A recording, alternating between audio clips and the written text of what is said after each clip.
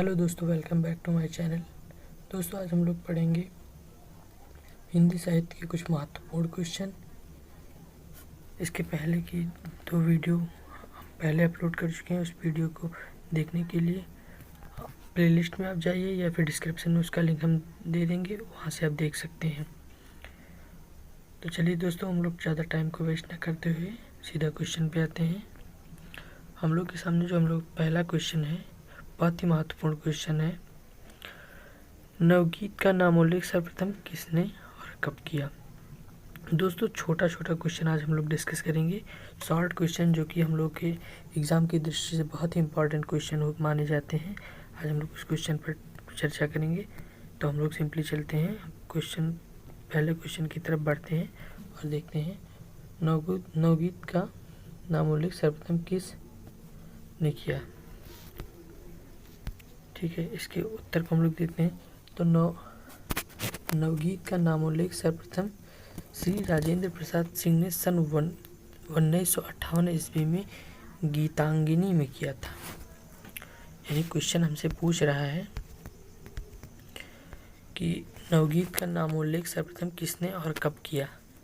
तो इसका सिंपली से आसान सा उत्तर है, नवगीत का नामोल्लेख सर्वप्रथम राजेंद्र प्रसाद सिंह ने सन 1958 ईस्वी में गीतांगिनी में किया था। देखिए, 2 लाइन में हम लोग का आंसर आ जाता है। हम लोग यही क्वेश्चन एग्ज़ाम में छोड़ देते हैं, जिससे हम लोग का नंबर बहुत ही कम, बहुत ही अच्छे नंबर हम लोग छोड़ के चले जाते हैं। इसलिए इसी को ध्यान में रखते हुए हम लोग आज इस वीडियो को बना रहे हैं। ठीक है, चलिए हम लोग नेक्स्ट क्वेश्चन की तरफ बढ़ते हैं और देखते हैं।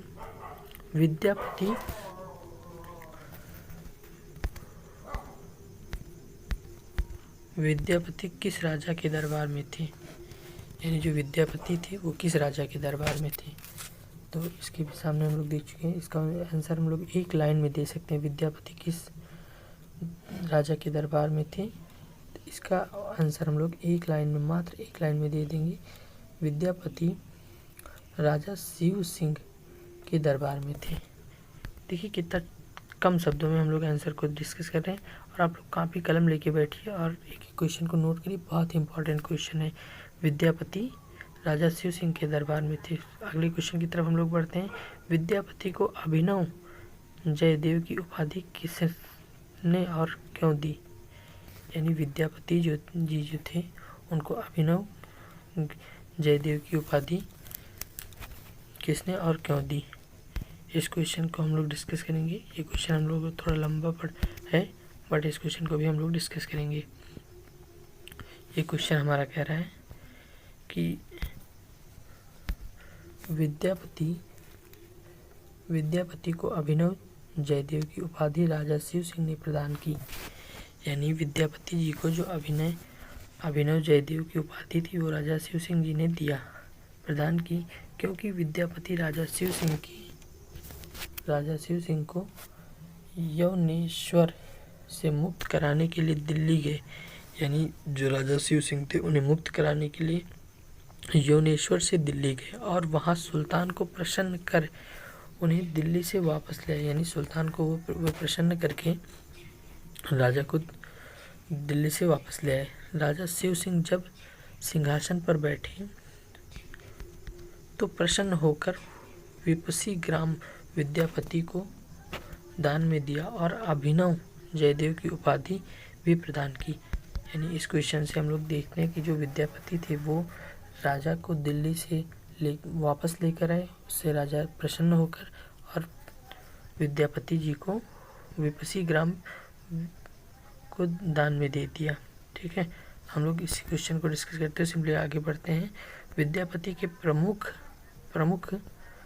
आश्रयदाताओं का नाम उल्लेख कीजिए। क्वेश्चन हम लोगों से कह रहा है कि विद्यापति के प्रमुख आश्रयदाताओं का नाम उल्लेख कीजिए। विद्यापति के प्रमुख आश्रयदाता के नाम इस प्रकार हैं। जो हम लोग का उत्तर है वो यहाँ पर दिया हुआ है कि विद्यापति के प्रमुख आश्रयदाताओं के नाम इस प्रकार हैं। पहला है कीर्ति सिंह, देव सिंह, शिव सिंह एवं विश्वास देवी। यानी ये विद्यापति के प्रमुख आश्रयदाताओं में से हैं। हम लोग अगले क्वेश्चन की तरफ बढ़ते हैं। सूरसागर का वर्ण विषय क्या है? सूरसागर का वर्ण विषय क्या है? हम लोग इस पर ज़रूर फोकस करेंगे। सूर सागर का जो वर्ड विषय है उसे हम लोग कहते हैं कृष्ण लीला। सूर सागर जी का जो वर्ड विषय है उसे हम लोग कृष्ण लीला कहते हैं। सूर सागर पर किस ग्रंथ का प्रभाव है, यानी सूर सागर पर किस ग्रंथ का प्रभाव। तो सूर सागर पर, सिंपली इस क्वेश्चन को तो हम सब लोग जानते हैं, सूर सागर पर श्रीमद् भागवत का प्रभाव है। सूर सागर पर श्रीमद् भागवत का प्रभाव है। हम लोग क्वेश्चन नंबर 24 की तरफ बढ़ते हैं, जो इस पेज की दृष्टि से है। क्वेश्चन नंबर 24, सूर सागर में जो यहाँ सूर सागर में किस भाषा तथा शैली का प्रयोग हुआ। सूर सागर में किस भाषा शैली का प्रयोग हुआ था, तो हम लोग उसके उत्तर को देखते हैं। सूर सागर में ब्रिज भाषा तथा पद शैली का प्रयोग हुआ, यानी सूर सागर जो था उसमें वो ब्रिज भाषा तथा पद शैली का प्रयोग उसमें हुआ था। उसके बाद हम लोग देखते हैं सूर्य की दीक्षा गुरु कौन थे, यानी सूर्य को जो ज्ञान दिए थे वो उनका क्या नाम था।